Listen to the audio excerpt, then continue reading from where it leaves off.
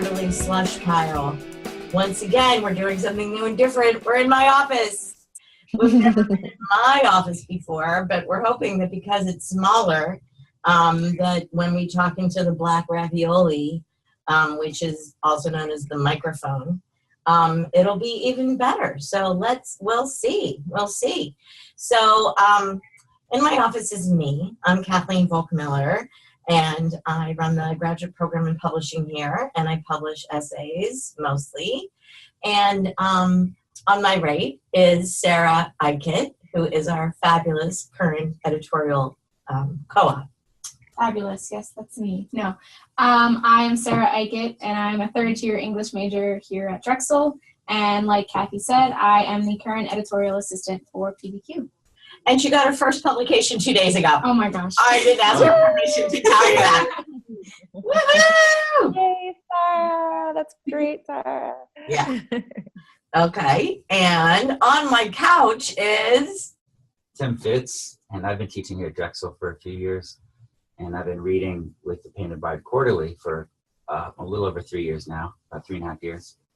And I'm the author of the Soju Club, which is translated into Korean and available mostly in South Korea, and a short story collection to come out this spring with Mad Hat Press called Hypothermia.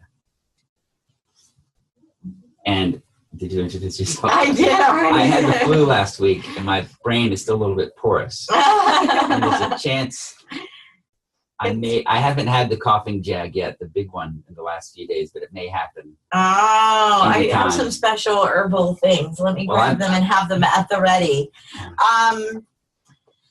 Yeah. So Tim's brain is a little bit on the tasty cake side of things. But we still have our core four to introduce. So I guess let's stay in the country and go to New York next. Hi, it's Jason Schneiderman. I am in my office in lovely Tribeca. I don't have a window, so I have no idea what the weather is like. Cold. I want a window. Is that clear? I'd like a window in my office. I'd have to move offices. You can't. There's no like. It's not like I could just break through and create a window. Me either. I would just be in another hallway. Right. I'm just saying I want a window. Okay. Marion is surrounded by windows, I think. Are you in your apartment that is filled with windows? I am surrounded. True. This is true. This is Marion Wren. I'm calling in from NYU in Abu Dhabi, where I direct the writing program here. And it is, what time is it? About 8:15. It's pitch black outside. I'm looking at the city of Abu Dhabi slightly off in the distance. And I don't know if I've ever explained it this way, but the NYU campus is a little bit like a cruise ship parked in Queens. If you live in Manhattan and can imagine Queens in relationship to Manhattan, the campus is just like a little outside the city and parked on a lovely island. So that's the image I want you to think about tonight, that it's pitch dark and I'm on a cruise ship parked in Queens. Okay. Thank you very much. Yeah. I feel like I can picture it so well because I've Skyped with you so often and you've given me tours on the computer. I have. Kind of like, yeah, and it's sort of like, I would call it what you said, but then also outer space. Yes, we do like call it the spaceship, which is, by the way, Arabic for happiness. So I technically live on Happiness Island. So there you go. That. Well, that's a good place to live. Yes. Dear Donald Trump, greetings, Happiness Island. Maybe we could move him there. Yes.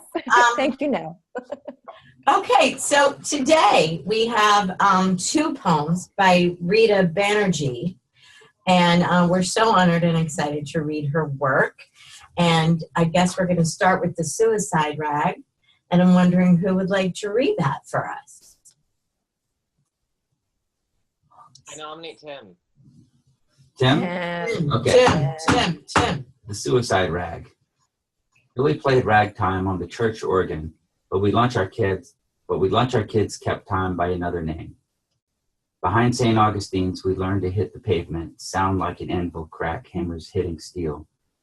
Billy playing skeletons on the 5th, we arpeggioed, haloed, froze on the blacktop, learning to cakewalk. This was our battle. Tarmac babies doing hand-sprung suicides for the girls standing around with knife-like eyes. That's all we needed. A rolling beat, firing squad, and schoolyard skirts. Scouring the lot as we fell face forward, hands locked and stiff. The only thing that could have come between us was a kiss. Okie dokie. Thank you, Tim. I didn't say this before, so I'll say it now. You can find this poem, listeners, on our podcast pages. I don't know what episode this will be, but somewhere in the 20s. You should find it easily. Looking for Rita Banerjee, if you would like to read along. So this is a long and skinny poem, and I think that's what made me remember that we should have talked about it visually on the page. The lines are almost all about 3 words, and the stanzas are 3-line stanzas. So it's long and skinny. Short riffs, dare I? Dare I stand up my fingers and This say poem that? for me changed dramatically between when I read it the other day in my head and reading it out loud. Yeah. Yeah, I liked it a lot more reading it out loud. Well, It's there you very go. rhythmic. Yeah. It has a natural, perpetual motion to it. Yeah, and from like a fiction point of view, where I don't have the same type of surgical, poetic eye like Jason does, when I read this, I love how the lines jump from one stanza to the next. Mm-hmm. In my mind, I was thinking that we're going to stop between each stanza, but then they kind of leapfrog each other and really pull you along. It has to be staccato rhythm. What's that?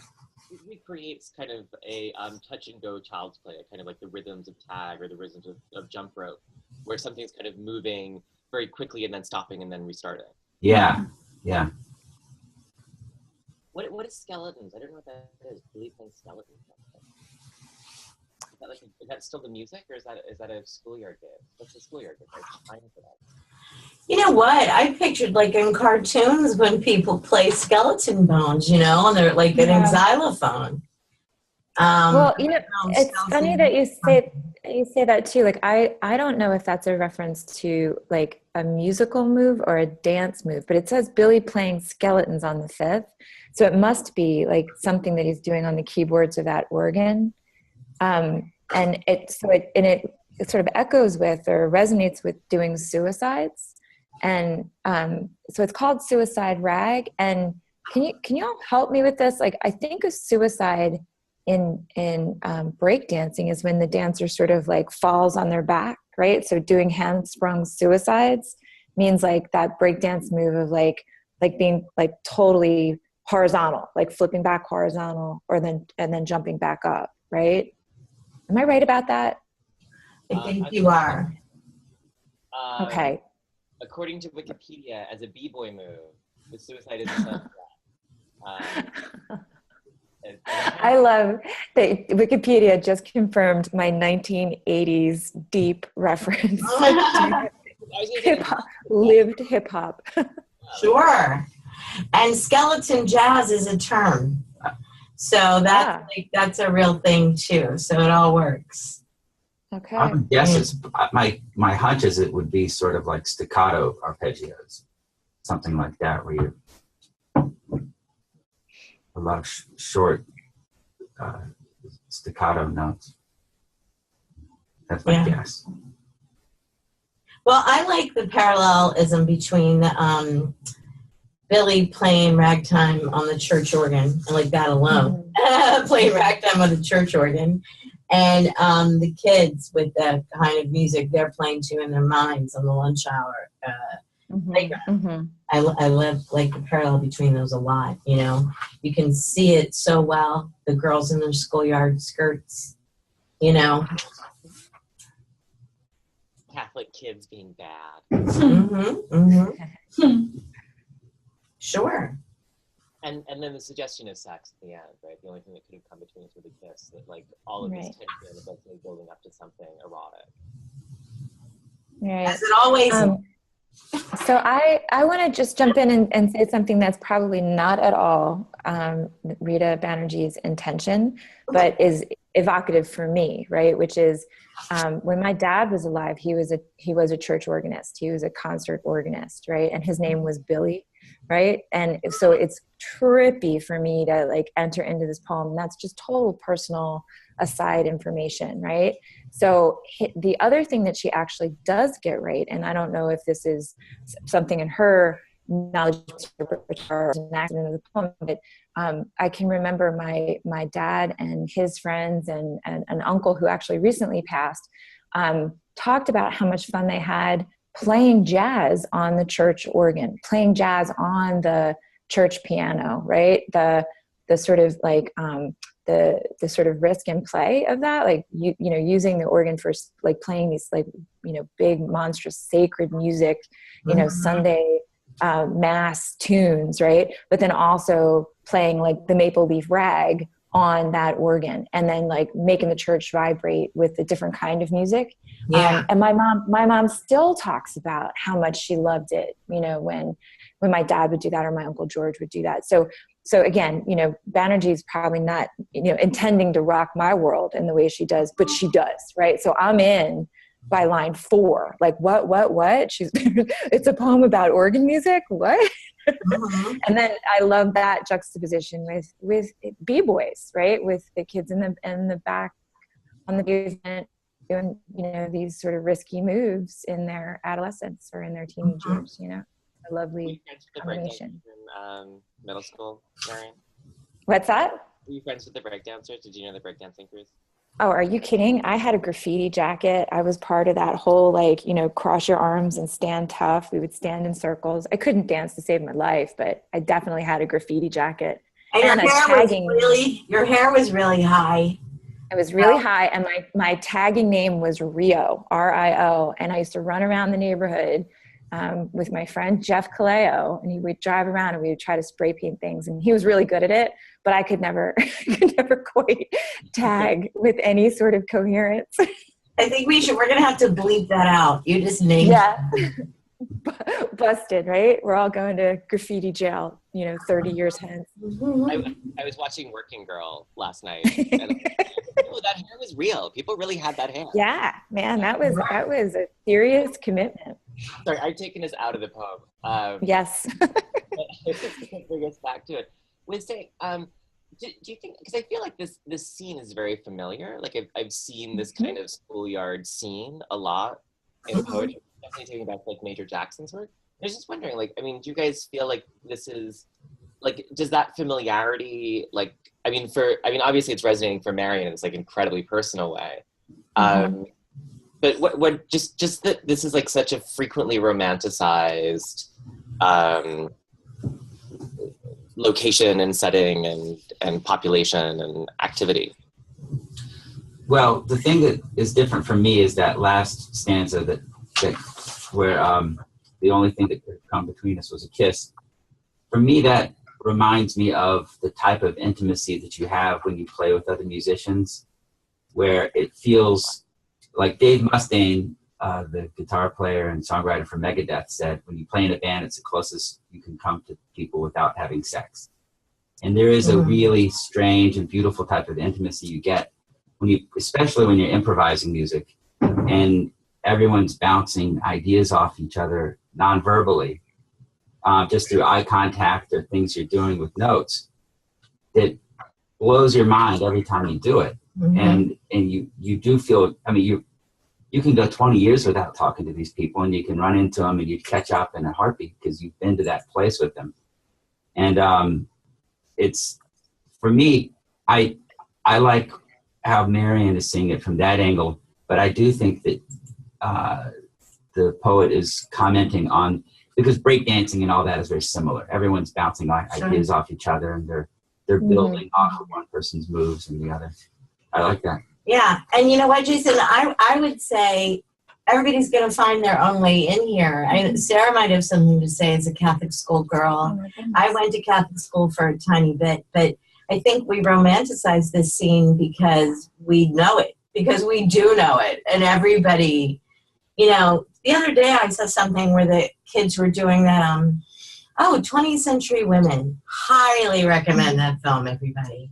But they did that thing where you hyperventilate and somebody squeezes you behind your, on your chest, and you pass out. And I remember when boys did that in school at lunchtime, and I was thinking, watching it now, like, who the hell was letting us get away with that?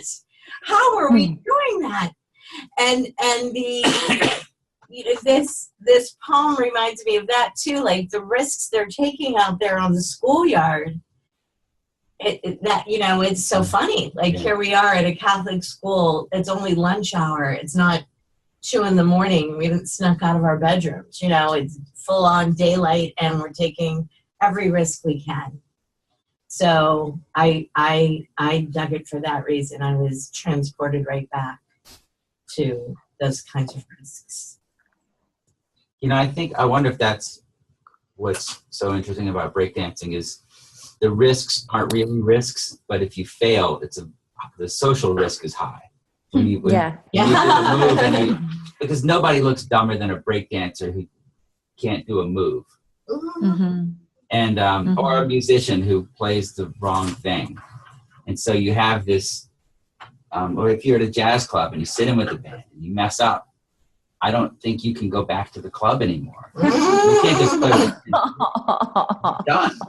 So the stakes are high. Yeah. You're not gonna suffer physically, but it feels in some ways worse. But it's a great place for young people to explore music and writing and breakdancing, all that stuff. Right. So Tim, I think it was Jason a moment ago, when you were asking that question about, like, does this feel fresh, right? Like it's trodden territory. Does it feel fresh, right? What is it that draws us to it? And you mentioned Major Jackson, right? I think it was you who mentioned Major. And I was thinking, like, right, his great poem Blunts in the book Leaving Saturn, right, is the scene of that poem is a handful of young men standing, in a doorway, smoking a blunt and, making plans for the future, right? Like their aspirations, like sort of breathing into each other and standing in a circle. And this one wants to be a poet, and the friend says, "Oh, so you want the tongue of God," right? And then they collapse into laughter, and it's too late. They were tragically hip, right? That scene does echo this, but this one, I think, as everybody's saying, is slightly different because it is that Catholic school setting, and the stakes are so high, right? Like, it's not just the intimacy of this group of dancers, but the group of dancers being watched and witnessed, right, by these girls, right? Or the sort of knife eyes, right? Like Tim, this is where I think you're right. It's like that performance, that risk of performance, right? Like, they're teenagers, they're dancing, it's high stakes, and if they screw up, they're not coming back to the club. Yeah. It's almost painterly. Yeah. I'm sorry, I barely heard that, Jason.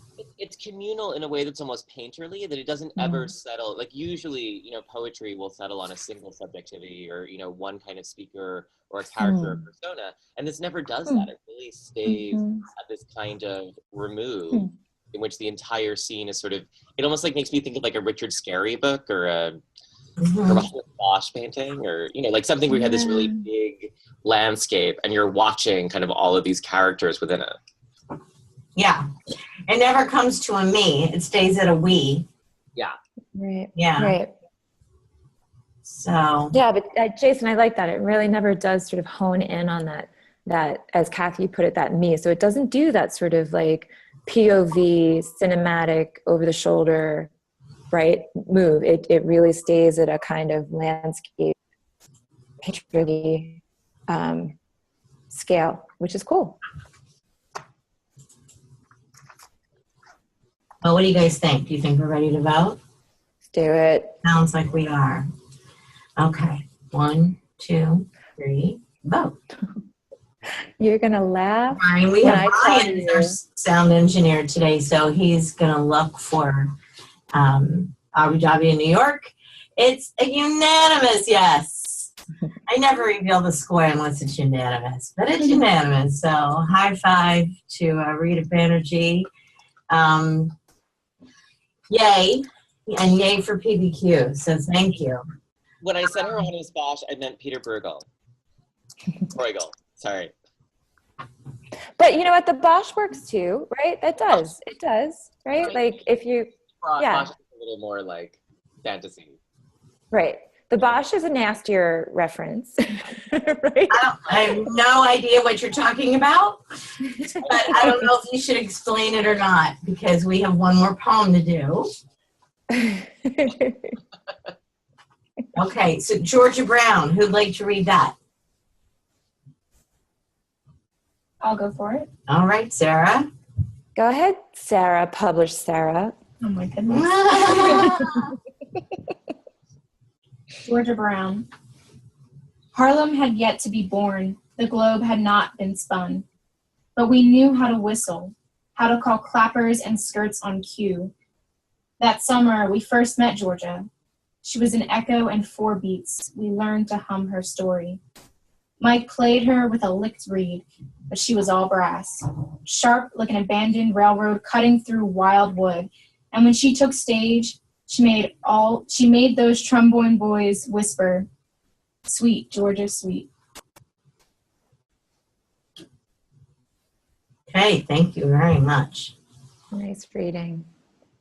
So this one, as you heard, is shorter, and it's a tight, compact, maybe 14 lines, all grouped in one stanza.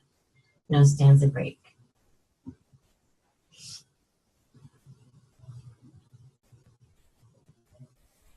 So what do we know about Georgia Brown? What do we know from this poem about Georgia Brown? I know the song, but I don't really know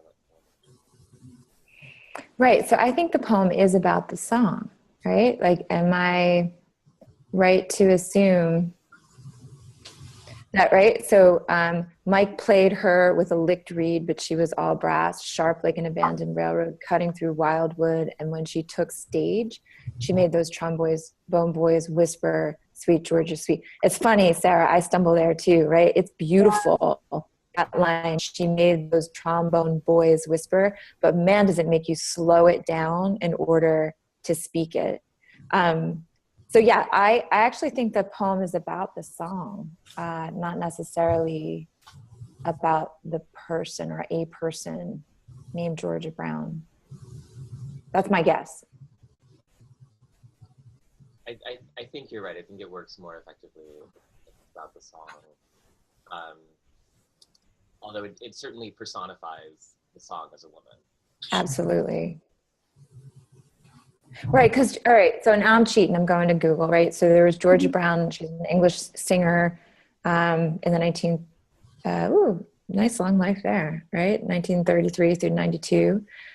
Georgia Brown, who's a Brazilian singer, died in, she was born in 1980. And then you got Georgia Brown, the song. But I don't know. I feel like the sort of technicalities of Wikipedia might not, be the thing to do. I mean, I feel like you get sent to Wikipedia in part by Harlem Had Yet to Be Born. So it sort of makes you wonder, if Harlem is working as a shorthand here for Black culture and jazz and music, then you're sort of thinking like, well, when is before that, right? Yeah. And on all the things that we're finding about Sweet Georgia Brown would place it all in the 20s, which would be, the height of the Harlem Renaissance. I'm right there with you, Jason. Yeah.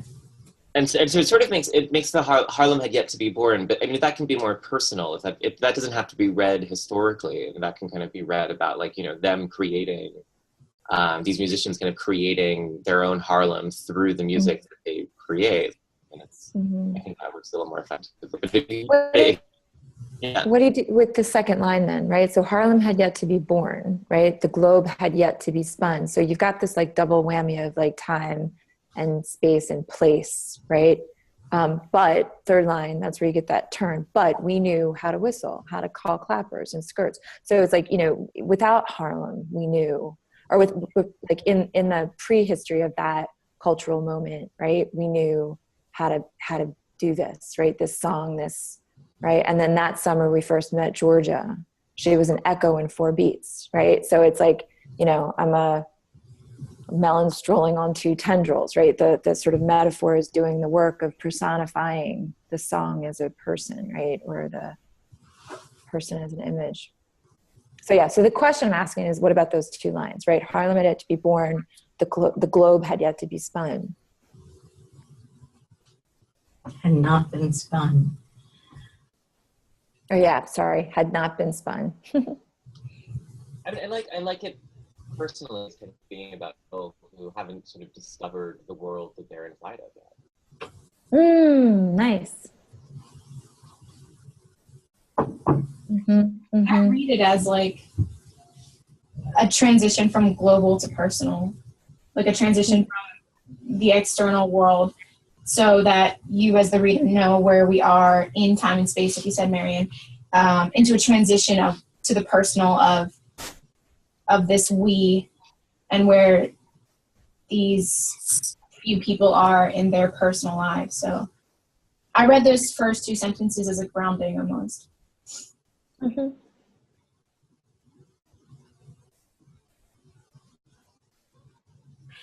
For me, this one is not as evocative as the first one, but I don't know as much about music. I think the music is in the poem. I mean, I think ultimately, like I mean, Google is wonderful, but I'm still kind of a new formalist at heart, and still kind of think that everything has to be inside the poem. And obviously, it can't. Obviously, like, you know, if you just got out of like a bubble, you wouldn't know what Harlem means, and obviously we all have a resonance. But I do feel like it contains enough to kind of carry us through. I mean, I played her with a licked reed, but she was all brass, sharp, and railroad cutting through wild wood. I mean, in a certain way, I mean, I guess if this were from another poet, I might be suspicious of it as kind of misogynistic, that we're talking about the changing something non-human into a woman who is then sexually inhabited and used might have resonances that I'd be disturbed by. But I think here it works really nicely. I mean, either way, like, this poem is, the word I'm looking for, in a way it is misogynistic. I don't know. I had to look up what a clapper was, and I learned that that's another word for a stripper. So, like, this view, there is a slight misogynistic, like, tone throughout it. So, yeah. Maybe I heard that. I had to look it up. Wow. Yeah. We're all on the side of strippers, though, aren't we? Like, right? Like, we're all pro stripper. Oh, totally, yeah. But there is this this view of women. This yeah, no. I thought those were like the clappers were the dancers in the fringe dresses. Yeah, but not strippers. So I thought those were flappers. Oh. that's what you think. And I thought clappers were inside of a bell, right? Aren't those clappers, right? I thought clapper was a thing you buy to shut your lamps off. Yeah, so there's also a very bad television commercial that you could never get away from. Yeah, but wait, Sarah, man, that really changed. Look at that. But we knew how to whistle, how to call clappers and skirts on cue. Exactly, And yeah. if clappers referring to like strippers and skirts, that's just another way of sort of like objectifying a woman, right? Yeah. That's interesting, right? I think objectifying is the word I want, but I think stripper is the wrong word, but basically, like, to clap is an erotic dance. So someone who, so it's clapping is a form of erotic dance. So a clapper is someone who performs that. So, but yeah, like, with that knowledge, the rest of the poem, the tone of the poem changes. All right, well, I got to go deep Google and figure out this erotic clapping dance. You know that Not now. Now, I don't know if I can articulate. I'll be back. Give me a Not minute. now. I don't know if I can articulate exactly why, but it seemed the first poem seems to me as if it was written by someone who has experienced dancing or playing music or has lived this life. Mm-hmm. The second one does not read like a musician.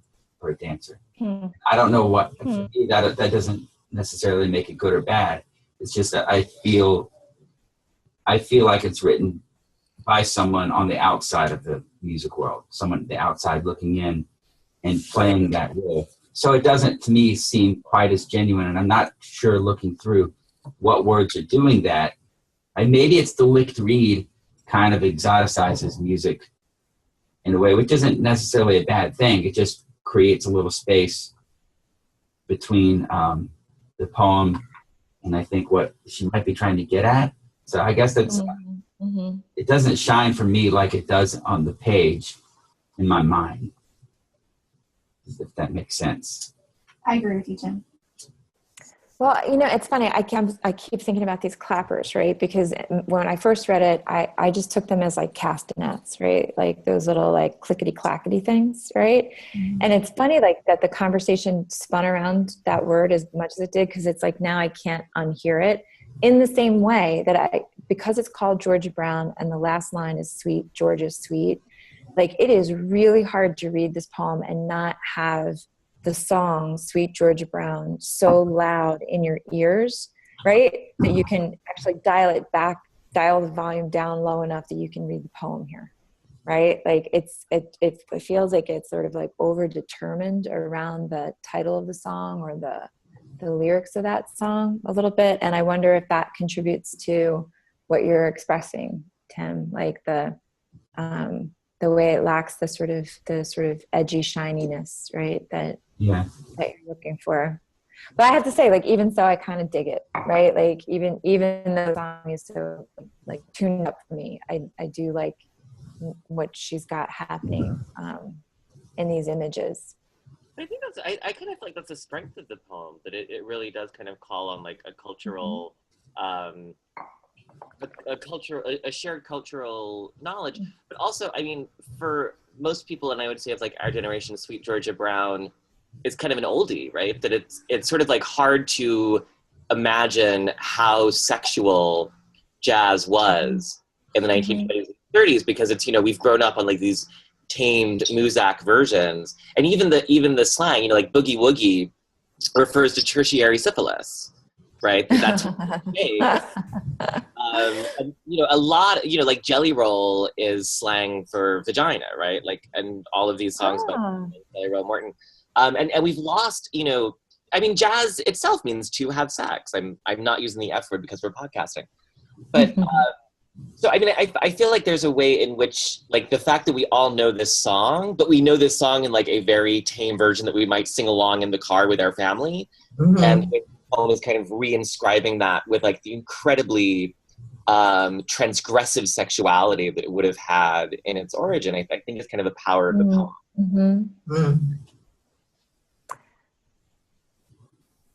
Well, I think that's the beautiful thing about those words and the music, is that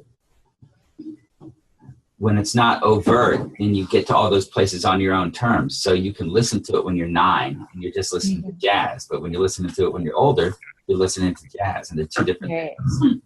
Well, listen, I appreciate the distinction, right? Because I grew up listening to Sweet Georgia Brown as a Harlem Globetrotters song, right? Like it is absolutely tied to a kind of like comedy, right? Athletic comedy, right? The glory of the Harlem Globetrotters, right? And not the Ella Fitzgerald version. Like the Ella Fitzgerald version is only something that like as an adult I came to understand, right? Which is, I mean, that's just a totally different scale of this song, right? Harlem had yet to be spun, the Globe had not been spun. I'm realizing now that Harlem Globetrotters is in there. It's right there. But I was going to say that it's a lot like, you know, it's like when I take my nephew to see Jackson Pollock, and when we go to look at Pollock, everyone knows, children know how to look at a Jackson Pollock because it's in a museum and they're told like, okay, this is good. That's really different from looking at it in like the 1940s or 50s when you're like, what is that? Right? And I really think that I do want to kind of keep making the argument for this poem as kind of reminding us of how shocking that work was in the moment, even though it's become tamed and accessible in ways that it couldn't have been in that time. Yes, yeah. Thank you. I think you just turned my head. Okay, that sounds like you. Huh. Okay. Harlem had yet to be born. Her globe had not been spun. That's good.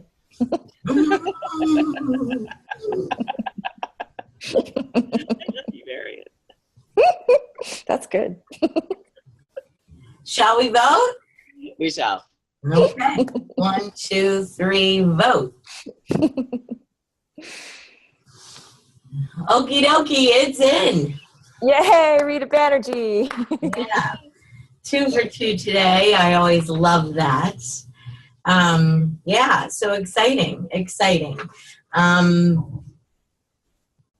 Thank you, Rita. And you can find these poems again on our pages on PBQ's site. You can comment on what you have to think about them, and clappers and all of this on our Facebook event page that corresponds to this episode. So, you know, the thing about never knowing when we're gonna drop these means that we can't be that topical. But I will say that I'm excited about AWP, and I'm sure we'll refer back to it at some point on an episode. We will be co-hosting a literary death match at the Black Cat in Washington. Oh my God, the Black Cat? Yes. I used to go there in college. Well, what else is kind of amazing is that that's where Mary and I attended our first literary death match and said, we got to get in on this. We got to get us one of those. Yeah, so we've held several in Philly and at, I think, pretty much every AWP since. So excited to for that as well. So I'm sure we'll report at some point on our site and on the show. Does anybody else have anything to say? I guess I did love 20th Century Women. Haven't seen it yet. Oh, run there in the Happiness Island. Got to be showing somewhere. I would say that it's important to watch Flora Foster Jenkins. Yes. Who laughed and cried in such close proximity. And Meryl Streep is not overrated. I was lucky enough to see that as a play on Broadway, and it was a miracle to see that live. This was like a decade ago. It really was amazing. That's super cool. Yeah. Yeah, I hated the movie Boyhood, the movie that everybody loved, and I hated it. I could spend a whole episode telling you why it sucks. But 20th Century Women was kind of like the answer for me of a much better version of the same kind of ideas. So yes, I'm Meryl Streep. You got anything, Tim? Yeah, I was talking to a friend of mine who's a librarian. We were talking about ways to promote books published by small presses who don't normally get on the bookshelf. And he said that you should go to your public library, you should get a membership, a free membership, go to the library and give them a short list of 3 or 4 books from small presses that you would like them to carry. And he said they will almost always carry it. So every few months, go down to your library with a short list of books on presses where you like authors, or just or specific authors. Specific authors. Yeah.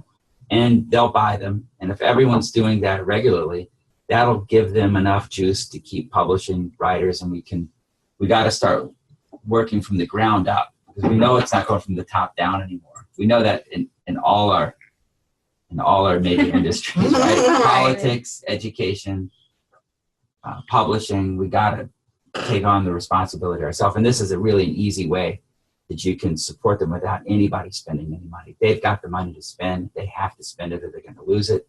Give them a list of books and they'll do it. So I love that idea. Tell all your students and all the listeners.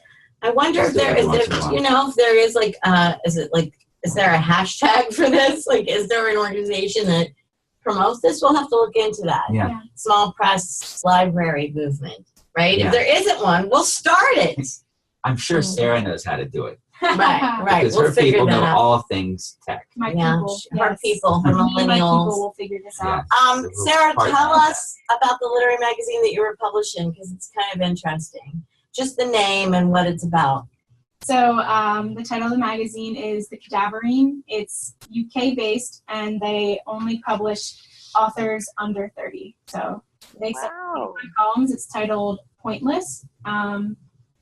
And so, yeah, they're mostly online. So a Yeah. little small, but really cool. Yeah. When they actually put our poem up, we'll put it on our news feed. So watch for it. We'll do a bit of social media when it's up. So speaking of social media, we're on all platforms. Follow us, easy to find. And visit our page and keep reading. Right? Yeah. Yeah. All right. Thank you. All right. God bless the Public Library.